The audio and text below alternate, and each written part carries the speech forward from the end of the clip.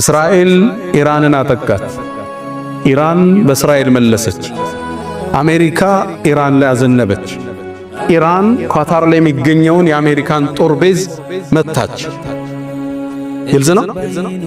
እንደተመታም ትራምፕ ቀድማችሁ ስለነገራችሁም ብሎ ኢራንን አመሰገነ። ኢራንም ወደ ኳታር ስለተኮሰች ኳታርን ይቅርታ ጠየቀች።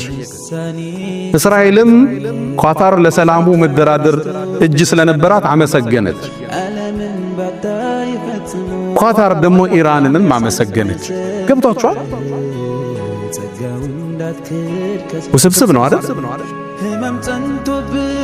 የፖለቲካን ቁማር እንኳን መረዳታል እንኳን የአርሕማንን ጥልቅ ጥበብ የሰረገ ዕውቀት የፍጥረት ዓለሙ ንጉሥ ካልነበርንበት ያስገኘን ሁወ ሙብዲኡል ሙዒድ በሚለው እዚሁ ሱራ ላይ የነገራቶች ፈጣሪ እሱ ካልነበረበት ሙብዲኡል ሙዒድ የሚመልሰውም እሱ የፈጠረን እሱ ነው። ሙተን ይመልሰናል።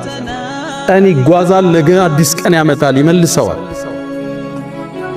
ቅጠሎች ይደርቃሉ፣ ክረምት ላይ እንደገና ይቀሰቅሳቸዋል።